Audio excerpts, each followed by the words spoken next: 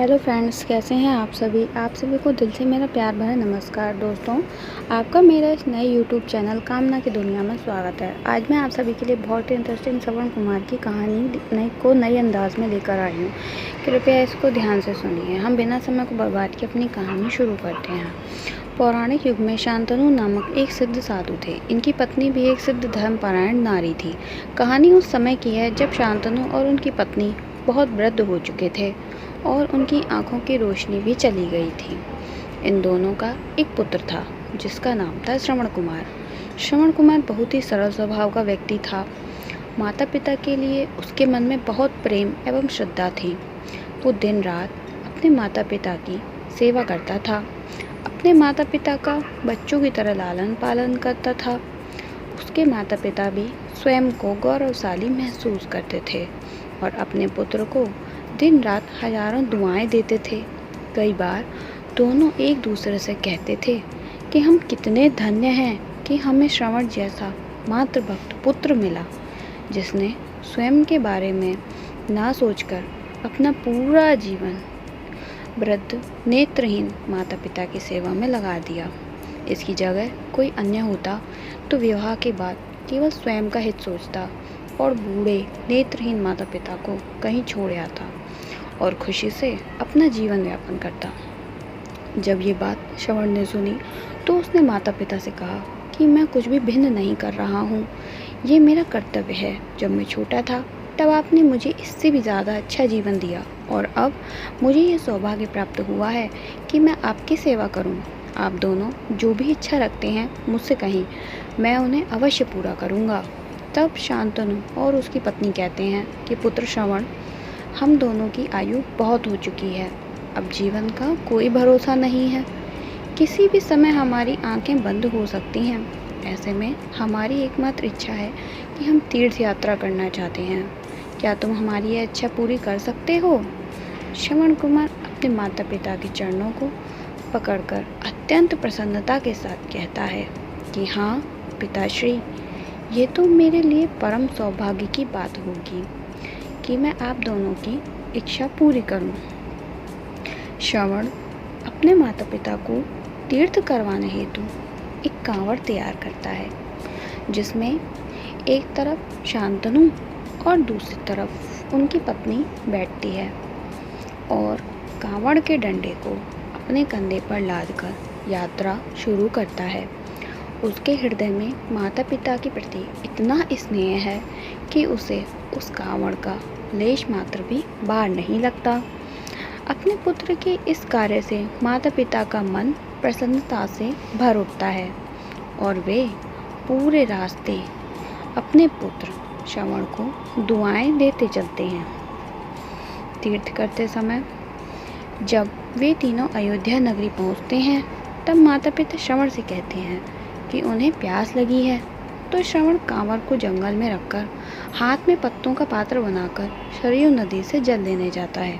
उसी समय उस वन में अयोध्या के राजा दशरथ आखेट पर निकले थे और उस घने वन में वे हिरण को शिकार बनाने के लिए उसका पीछा कर रहे थे।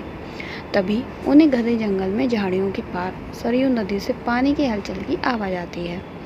उस हलचल को हिरण के पानी पीने की आवाज़ समझकर महाराज दशरथ शिकार के उद्देश्य से तीर चला देते हैं और उस तीर से श्रवण कुमार के हृदय को आघात पहुंचता है, जिससे उसके मुंह से पीड़ा भरी आवाज़ निकलती है, जिसे सुन दशरथ स्तब्ध रह जाते हैं और उन्हें अनहोनी का एहसास होता है और वे भागकर सरयू नदी के तट पर पहुंचते हैं। फिर क्या होता है?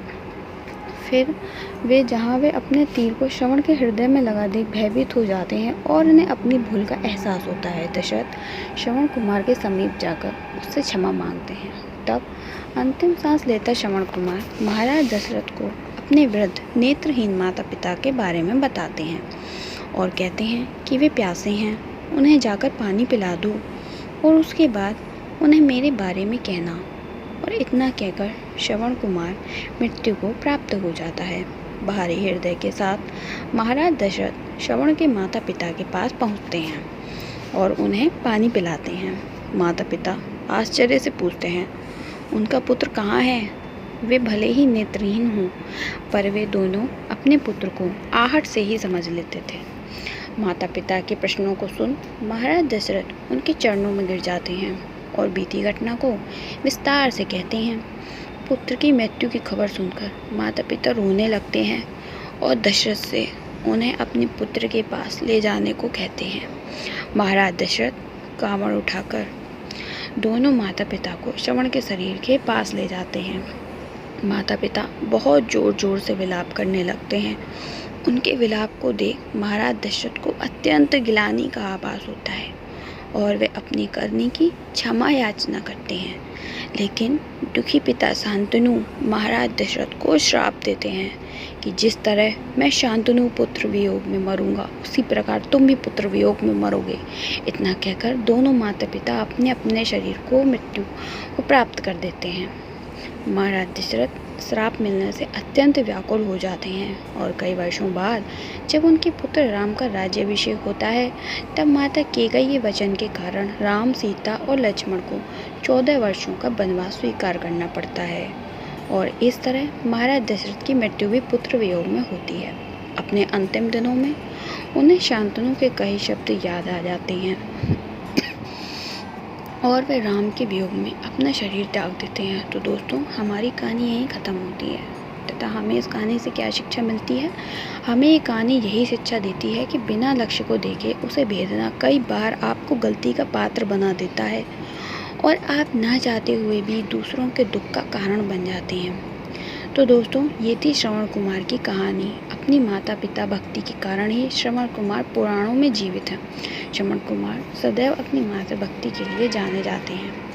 उन्हीं की कहानी सुनकर माता पिता अपने बच्चों को संस्कारित करते हैं। तो दोस्तों, आपको मेरी कहानी कैसी लगी? अच्छी लगी हो तो प्लीज़ इसे लाइक कर दीजिए तथा मेरे चैनल को सब्सक्राइब कर दीजिए तथा कमेंट बॉक्स में ज़रूर बताइए कि आपको मेरी कहानी कैसे लगी तथा सब्सक्राइब करने से मेरे नई कहानियाँ जल्द से जल्द आप तक पहुंच सकेंगी तथा इसको और ज़्यादा से ज़्यादा शेयर करें अपने दोस्तों में, अपने लोगों में। ओके, धन्यवाद।